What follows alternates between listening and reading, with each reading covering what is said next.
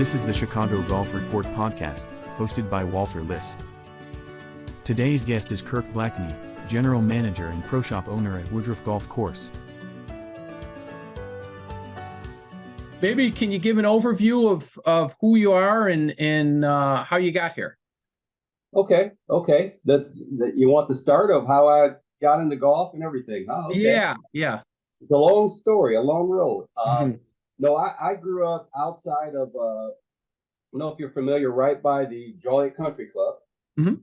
A little neighborhood called Manningdale, like kind of right outside the fence off of Mills Road.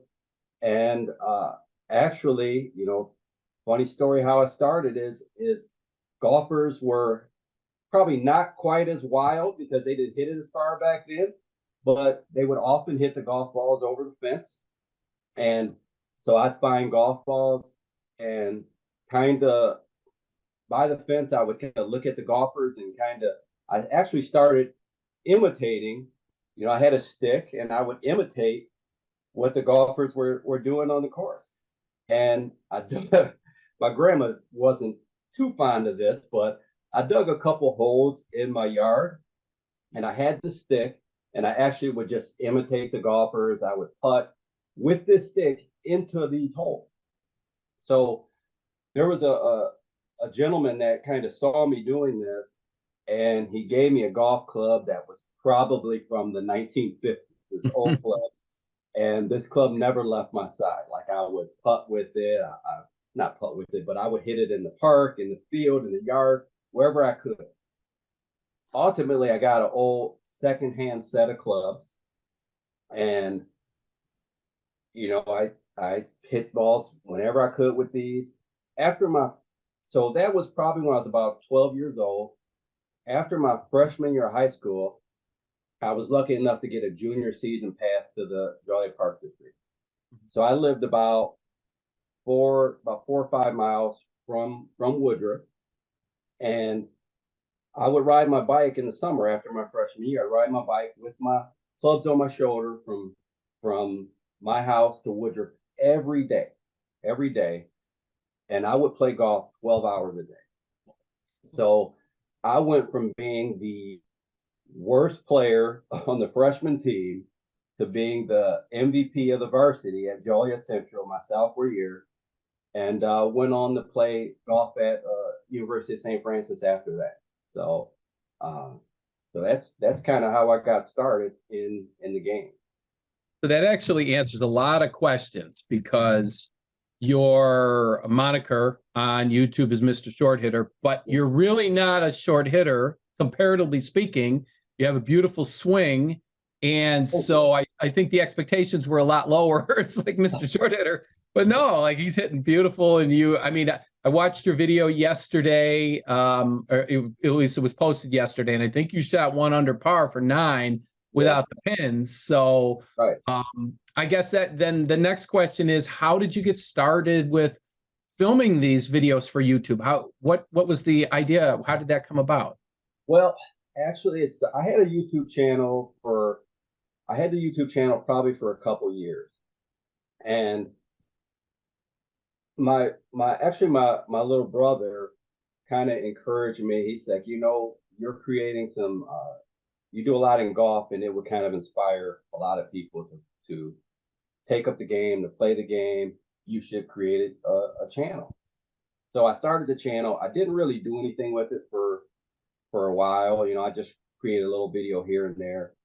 And what happened over last winter, I picked up a 7-wood. It was always in my head whether I should hit a 7-wood or a 3 hybrid. I had 3 hybrid, 4 hybrid. So I was trying to make that decision. I picked up this 7-wood in the winter, and then it just sat in the corner. Okay. I think, maybe a little bit at that time, it was still kind of, I've been golfing a long time. So it's always kind of been a stigma with the 7-wood, like that they're for senior golfers. So I don't know if that had anything to do with it, but it kind of sat in the corner. And it was June where I decided I want to actually see if I should put this club in my bag. And when I thought about it, I'm like, well, let's do a comparison. which made me then decide, okay, let's do a comparison video. I'll compare the 7-wood to the 3-hybrid. Once I did that, I posted that video, and it seemed like it was the first video that I created that got a lot of engagement. It seemed like it answered a lot of questions for people. There was a lot of people trying to make that same decision that I was. And from that, it kind of encouraged me to say, hey, I could create some value here for people. And that is really what pushed me to create more content. So I would say June is really when I started making content on a regular basis once that video came out. And even now, it was kind of slow at first, but at some point, I don't know if it was August or so, that video kind of picked up. And now that's still probably the most popular video on my channel. So the content that you post is very well done. And I think anybody who's ever tried to create a video will understand this is not easy. What you're doing is not easy. That's a whole different, from the sound to the editing to all of that. Do you have any background in video editing and creation? Well, it's funny, actually. I don't.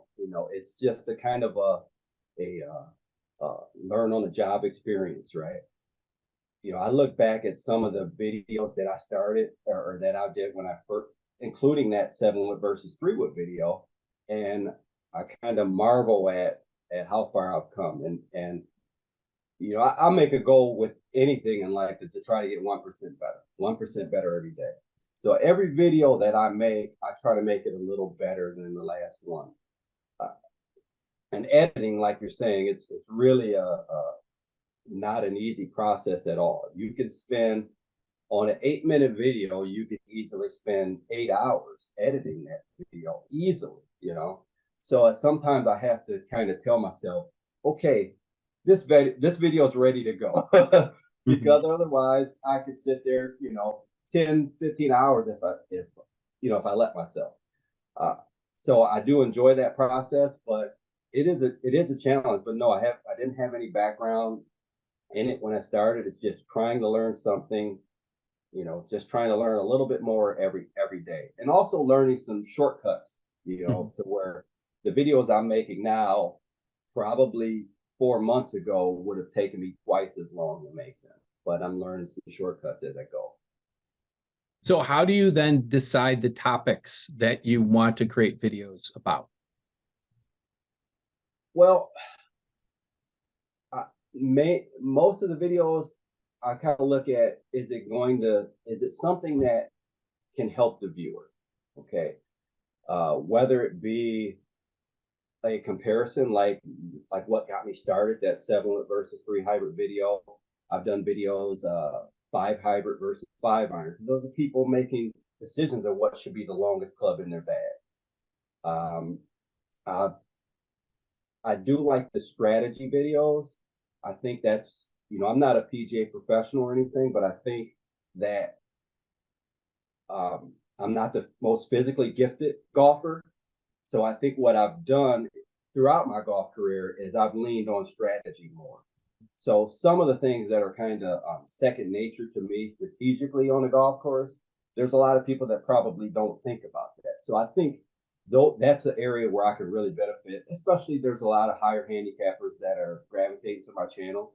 So I think the strategy of, like the video you just talked about, I had the group in front of me take all the pins out and leave them anywhere, so that even subconsciously, if there's a pin, you kind of swing towards that pin.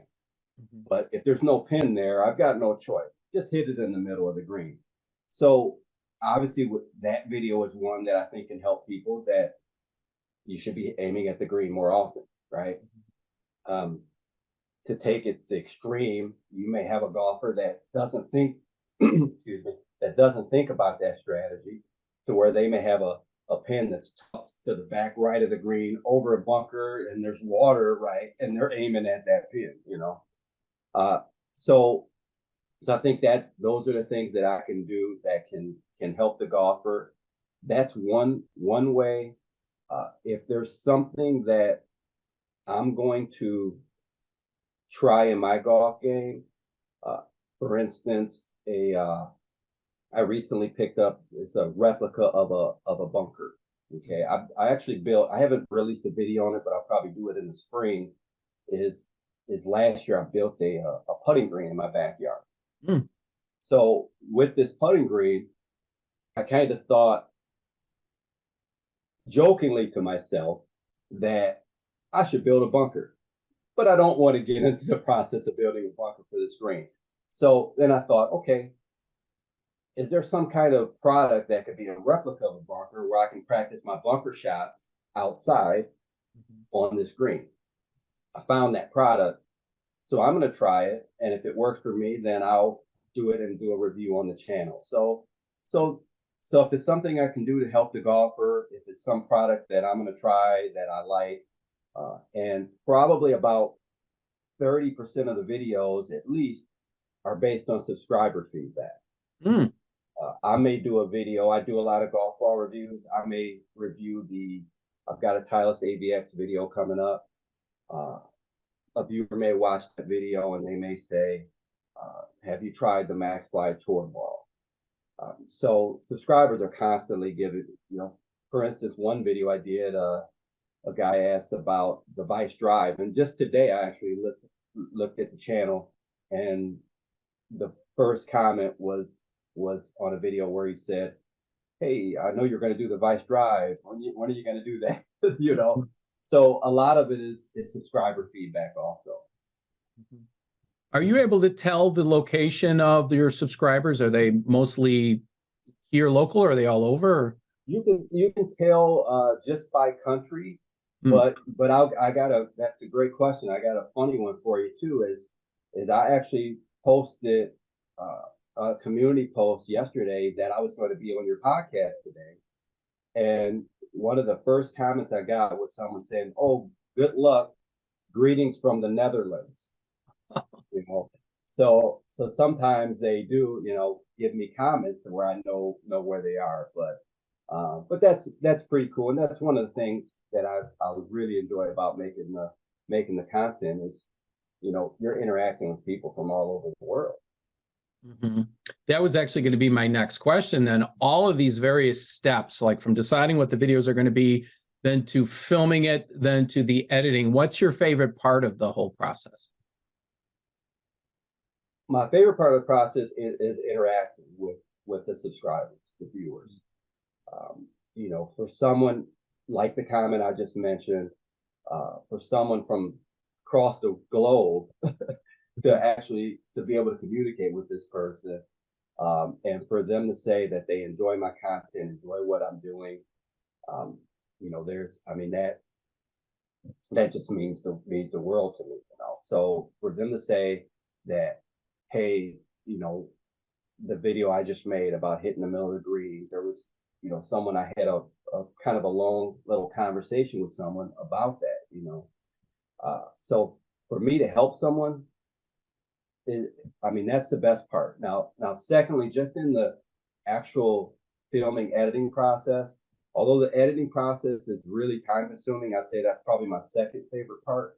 Mm-hmm. And the reason is that I look at it all as almost like you're trying to paint a picture. You're telling a story. You're taking all these random video clips and you're trying to put them together in a cohesive way to where the viewer can see this message, can see the story that you're trying to convey. And I would say that's probably my second favorite part of the process. Mm-hmm. Your answer actually makes a lot of sense, that you like interacting with your subscribers, the people who are paying attention, because I think one of the things that struck me when I first started watching your videos is, I like this guy. You have a likability. It's so genuine how it comes off, but you also speak very well. You're able to communicate these thoughts. You're able to do that. And that's hard to do, right? It's for most of us, it's a challenge.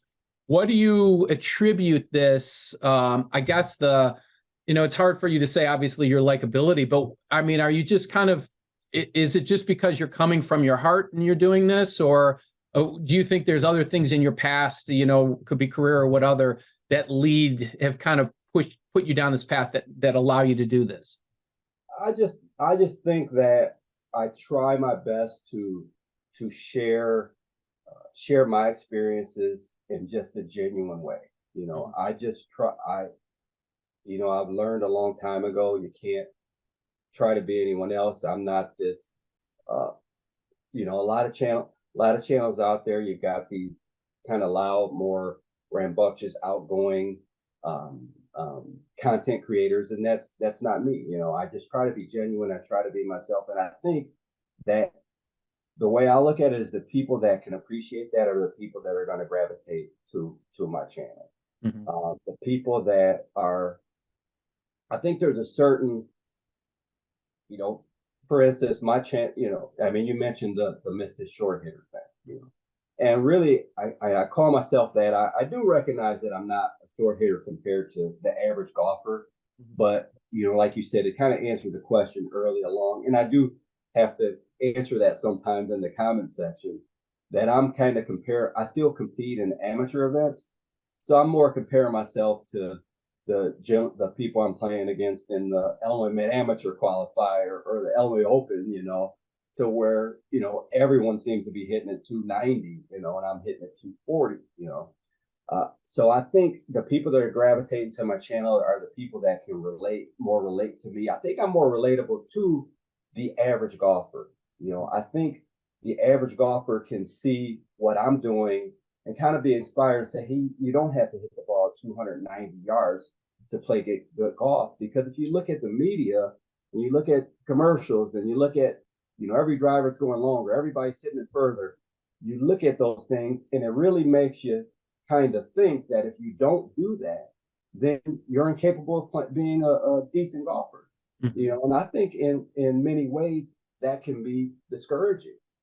Even when I looked at YouTube, it seemed like the majority of people that I ran across, content creators, were either people like that who were hitting the ball 290, 300 yards.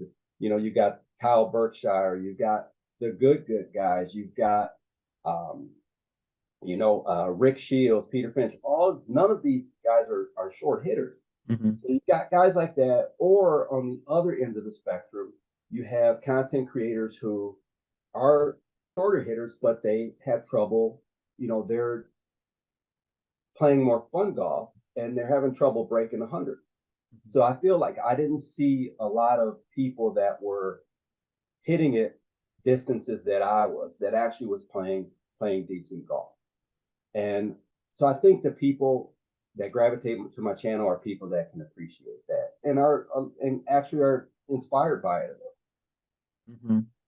That's completely makes sense, because as you're describing that, when I'm watching those other, YouTube content creators, it's entertaining in that, but I can't empathize with that, right? I mean, they're like, even like the good guys, they're all hitting the ball a mile, and even the sort of the way they approach it isn't like me. Whereas when I saw your videos, like, oh, he's like me, Kirk's like me, and I was able to empathize with that.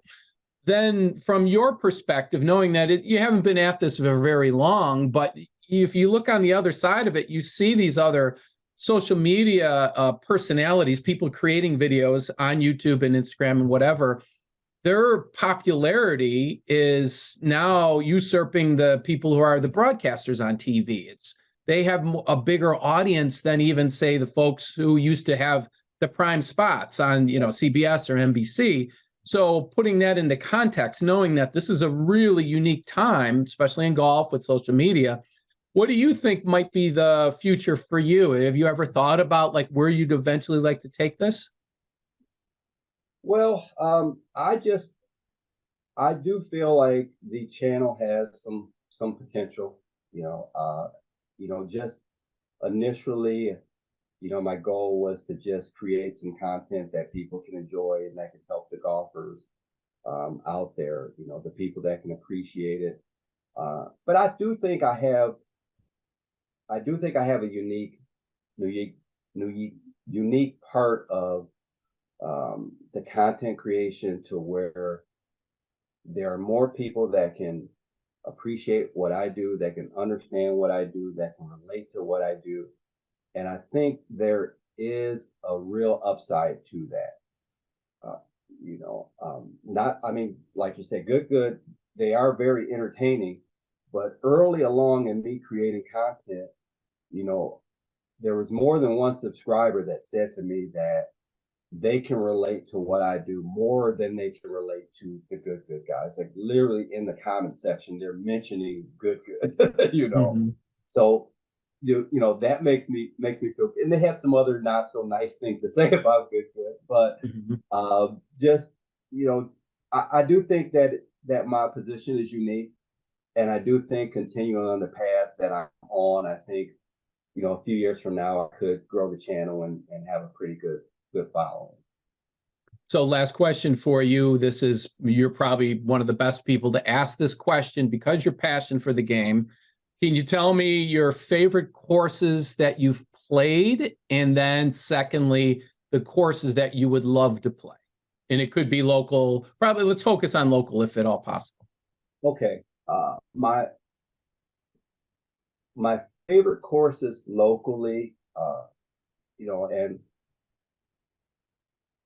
like many golfers, I think I'm a little biased about of where I play well at, right? I do like I do really love Ravislow Country Club.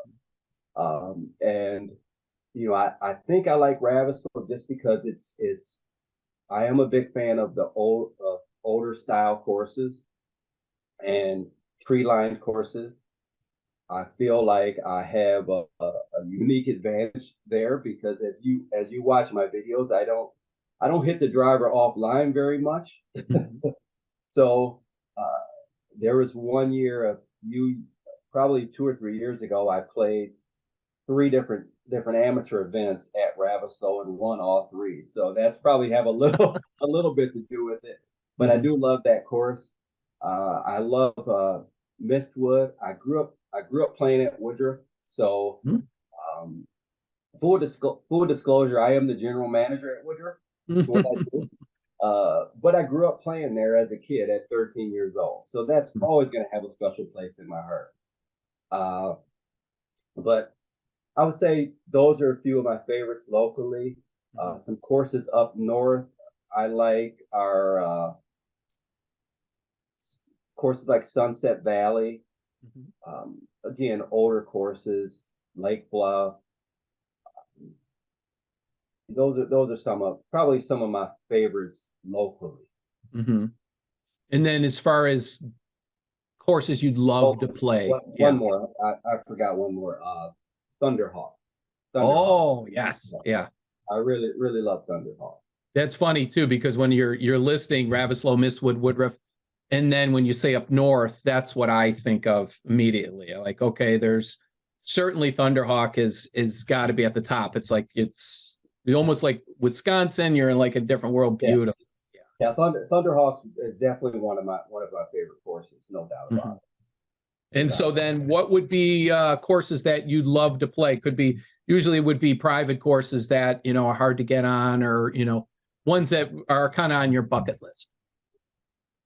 Well, I would say the number one is probably the course that's on everyone's bucket list that none of us will get to play, Augusta.